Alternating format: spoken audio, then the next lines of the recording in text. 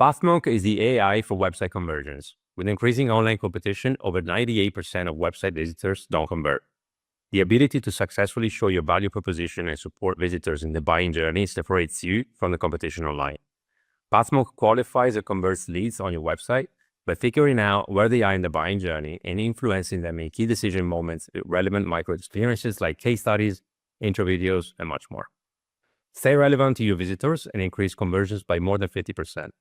Add Pathmonk to your website in seconds, let the artificial intelligence do all the work, and increase conversions by more than 50% while you keep doing marketing as usual.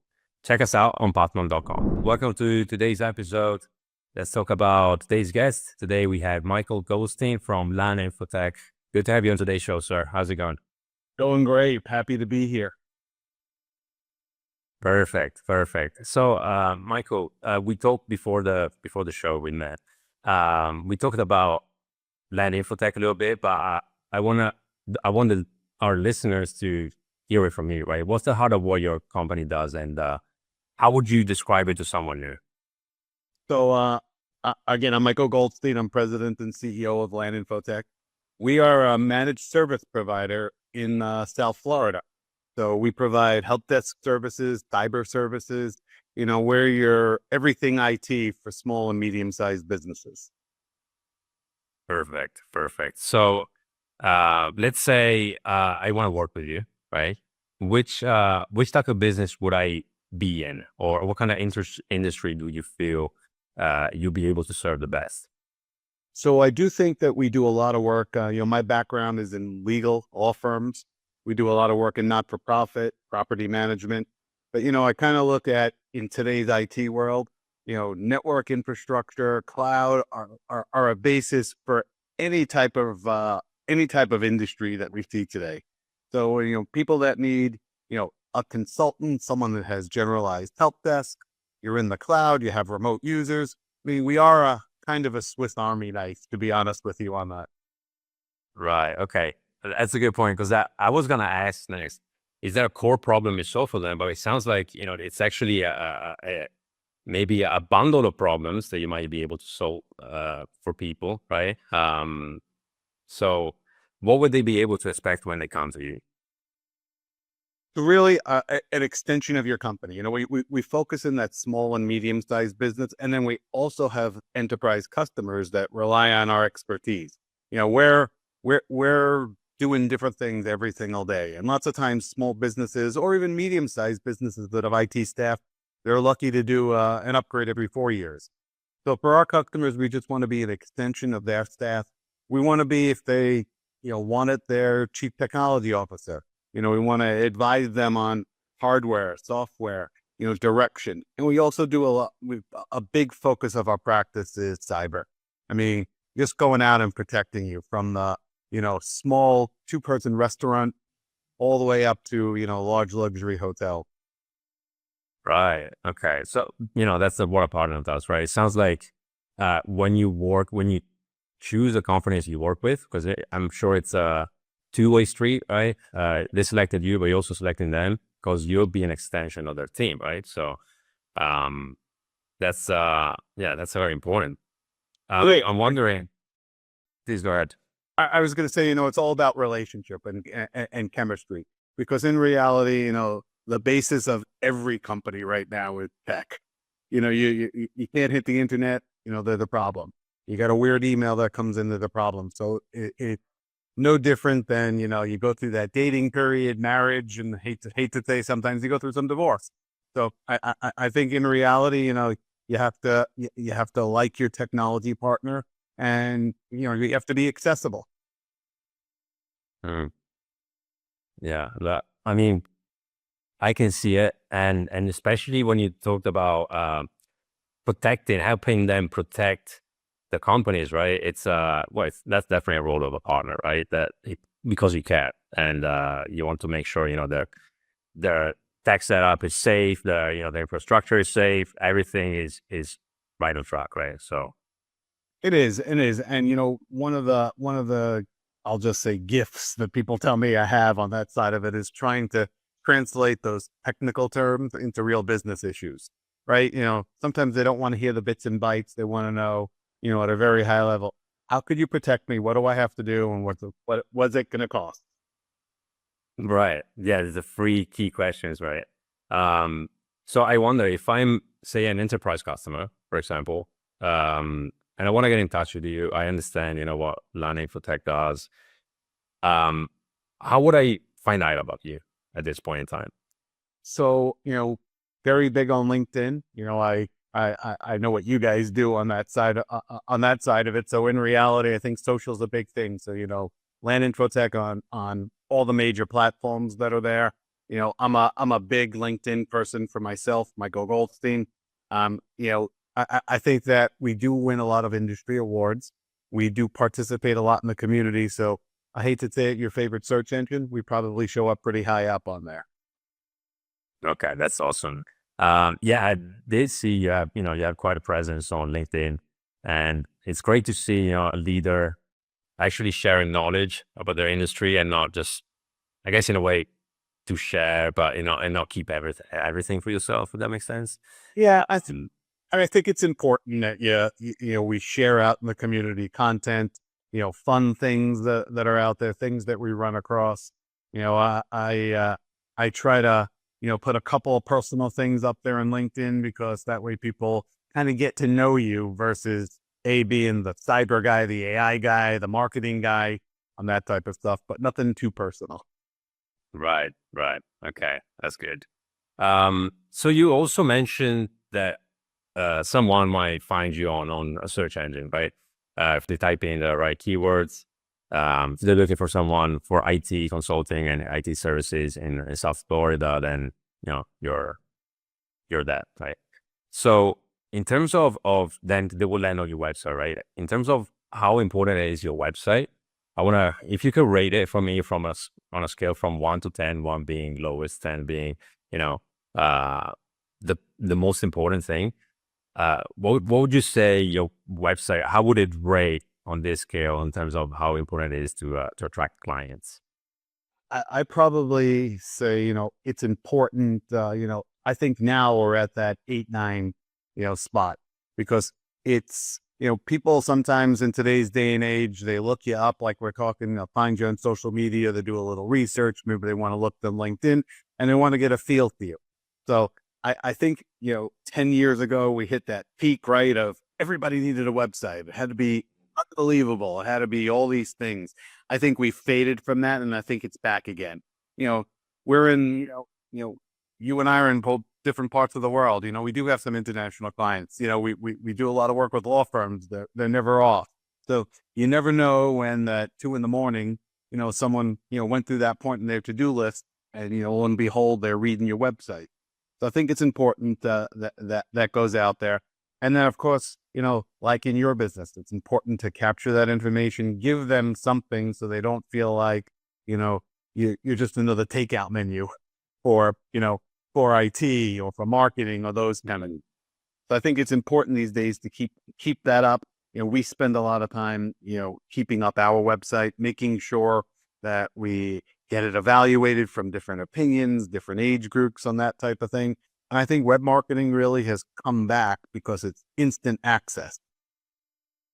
That's true. I feel like there's a marketing renaissance, if you will, in the last couple of years, and it's expanding and it keeps going, right?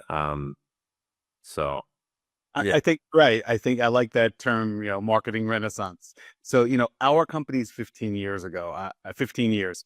So I came from a larger company and, 15 years ago, I realized that the demographic of who I was selling to wasn't getting any younger. So, you go back 15 years and as we started up, I thought that, social was super important. Website marketing was important. We started, building those networks. And then we also want to try to understand the buying patterns of our customers. And again, listen, we're a 24-person firm. It's not like we're, a 1,000-person firm that's out there.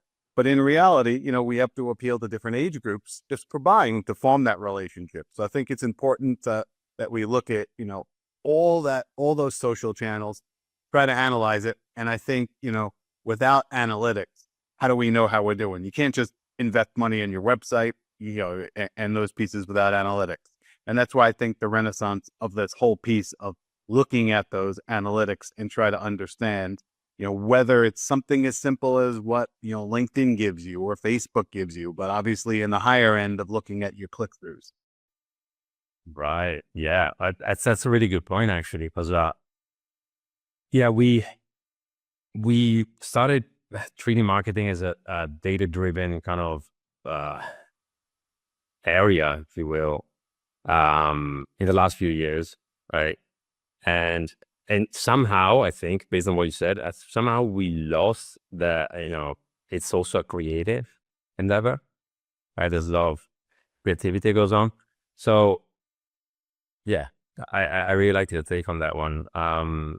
So people, It's important for every business. It's not, just the tech business. I do a lot of for the local chambers of commerce. We look at our click through. So I think it's important these days. It's sort of like, you can't have, I'm not a big self-driving car kind of thing. You can't have that website be self-driven and just assume that people are going to start following you. right?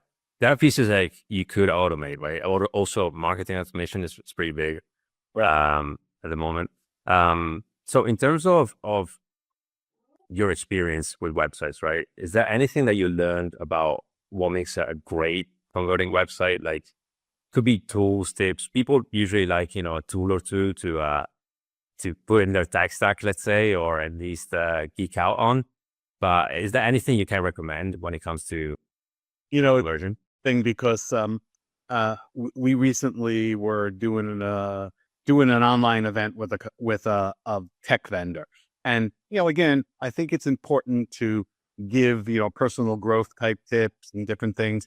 So we had their expert analyze our website, live on with hundreds of people on there. We were one of 4 or 5 people, and it was an interesting concept. At first, you take it, it's like calling your baby ugly, you know. But at first, I didn't know what to expect. I wasn't live on it. I got to watch it after, and I went through the pieces, and I was like, wow, it was an interesting perspective. One of the terms that they used was too many white teeth on on your web page. And it's stock photos, and we're trying to make our website a little more personable. So I'm the owner, and I'm doing something. I want it to be on there. Not just, I went into Wix, I built the website, I got a couple of Getty stock photos. They all look like, GQ models and that type of stuff. So it was kind of funny hearing the white tea.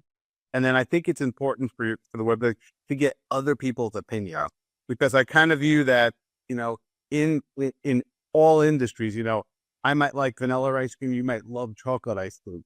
So it would be great to hear the opinions as to why. Well, I think it's important. Interesting. So yeah, you mentioned a little bit of research there. That's I wouldn't say it's unusual, but it's smart. I think you want to hear from the people that might end up on your website at 2 a.m. as you said, right? So Right. why not use that language? And I think that if you talk to, we've gone back to some, old school marketing techniques, because I think, listen, we've all thought it was easy to spam people, right? My inbox is filled when I wake up in the morning. We're looking for different ways. We're doing some postcard marketing. We're actually doing, the bumpy envelopes kind of thing to go out there, kind of like campaigns. And I think it's important that you, kind of have a blueprint for a campaign, and it has to be, and I remembered this multi-touch.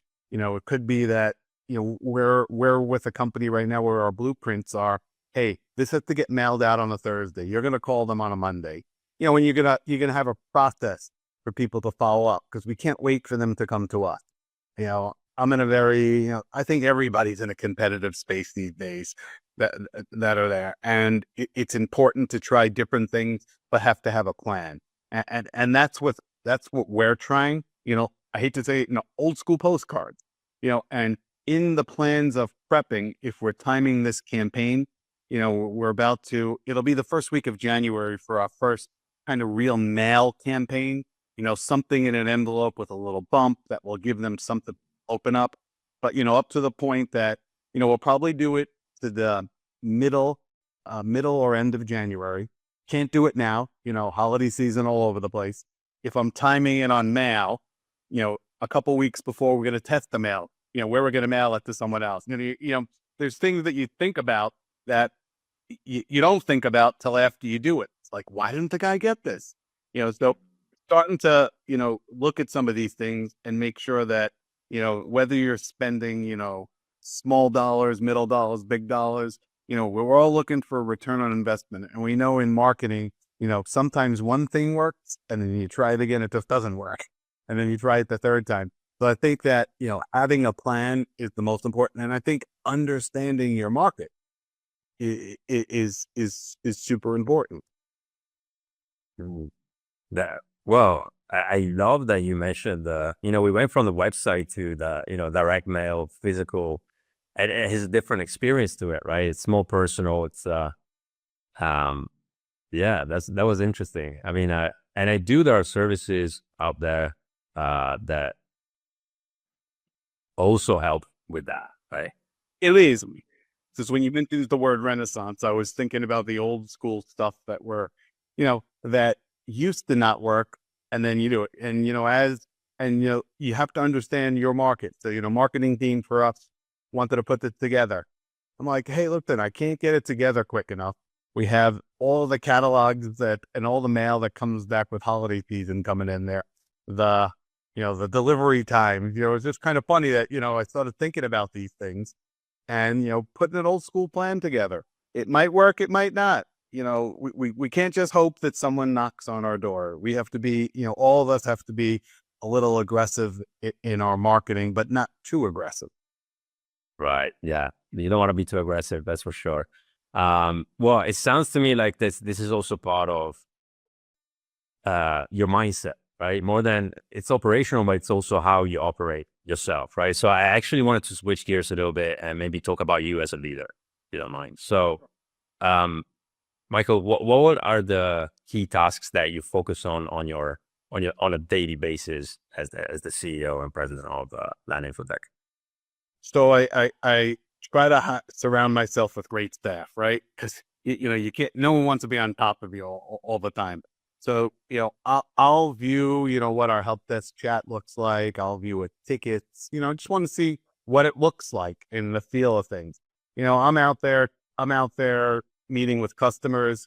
I'm out there doing community service.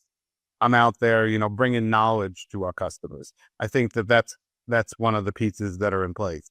I'll use today, woke up early, went through emails, wrote out some proposals. I'm on my third cup of coffee. I scheduled time with you. I have other things to go out there. Tomorrow, I'm actually out on the road all day. I'm going to do a little speaking at a local school. I have a chamber meeting. I'm going to see 2 clients. So I like the ability of, trying to have a couple of days that have specific strategic focus. Tomorrow I'm out in the office. I'll leave the house. I'll leave my house early in the morning. Come back. Late afternoon. So I think it's important to have a good flow and let people, do their own thing. But I'm always one of those, sticklers for if you send me an email, I'm going to try to respond back as quick as possible. But I think that what I put off today comes back to bite me tomorrow. That's a good closing line on that one. I like that you mentioned flow, right? Because it really does depict the picture of how I think personally someone like you should go about business, right? Because if you have too much rigidity, then things get tight. They might snap, right? You also as a person, like mentally, I would say. But if you get too loose with it, then you don't have structure. You don't have, there's no predictability, right? So, yeah, that's really interesting. Thanks for sharing that. And there's a lot of recurring things for me. I'm very involved in our local chambers of commerce. I sit on a couple of boards that are out there. So there are those recurring meetings that you're, virtual or in person on that side of it. So I try to focus my day around that if I could. Listen, stuff happens, and somebody's got to drop what you do and go out there. But it's important to be accessible. We've adopted. We live in Microsoft Teams these days. Chatting back and forth. I'm a big, if it takes you more than 3 chats to get your answer call, the whole piece that's there. And it also gives us a quick ability to just kind of see what's going on without being involved, on top of things. So I think that we've gone to, if someone needs something, they'll drop something in Teams, we're past the personal tech kind of things back and forth. And we actually opened that kind of up to some of our customers to be able to, quote, chat with us. Because sometimes by the time you get someone on the phone, go through these things, and I do customize it based upon, what I feel the person would like or wouldn't like, That makes a lot of sense. So yeah, you do bake in that flexibility, right? But also while keeping a schedule, because obviously you're a busy man, right? You have speaking events and business to run. So yeah, Yeah. it makes sense. Okay. So we are coming to the end of the interview, Michael. I would love to jump into our rapid fire questions. And so the only rule here, there are no wrong answers, but only short and crisp answers are needed. Perfect. You ready? Yep, I'm ready. Okay. What's the most recent book you picked up? So I'm a really big spy novel kind of guy, and one of my my novelists is Clive Cussler. I'm in those series of books. When I like to read, I like it to be enjoyable. Okay. What can you see? Have you ever drawn the connection between the fiction that you might read and your job and your work? I do. So, in like the Tom Clancy series, in the series of books that I read, you go from, old school kind of war to, now they're using tech, and one of the cool things, I know it's supposed to be quick, but what I loved about this, Clive Cussler, is those series of books tie something that happened in history to something that, you kind of know what the beginning is. You're trying to figure out how this fits into this story. And in the new writers, there's a lot of tech in there. You're like, wow, is that really there? Or is this just fiction? Okay, that's good. Michael, if there were no limits with technology, what's one thing that you want to solve that will make your life easier as a leader? If I can make the world a little more secure, folks, keeps me up at night thinking about, the wrong click, the wrong internet, and, what could potentially happen to people. So would love to solve the cyber problem. Safety. It's important, and, it's a big focus of what we're out there preaching about and talking to people about, and, working with different organizations to let them know the dangers that are out there. Right. Okay, that's a good one. Looking back, if you could give advice to yourself when you first started out, what would it be? Oh man, I wish I would. I wish I would be able to be a better student. You build up some of the pieces that are in place there. And I look at all those, learning things. I had to redo that in life today. And I realized that it wasn't just the fight of going through schooling. If we're in IT today, I'm always learning. I probably took more tests in the past year than I took in high school. There you go. And I'm sure you've learned a lot throughout the years, right? Yeah. Yeah. All right, Michael, I want to thank you for being on the show with us today. Usually we give the last word to our guests, right? So if someone forgets everything about this interview today, well, the words we exchanged, everything, what is the one thing they remember about your company? I will say that personally and company wise, I want to leave the world at a better place than it was given to me at. And I think it's important to go out there and try to make the world a better place. Perfect. Couldn't have added it better. All right, Michael, thanks again. And hope to see you again on the show. Thank you.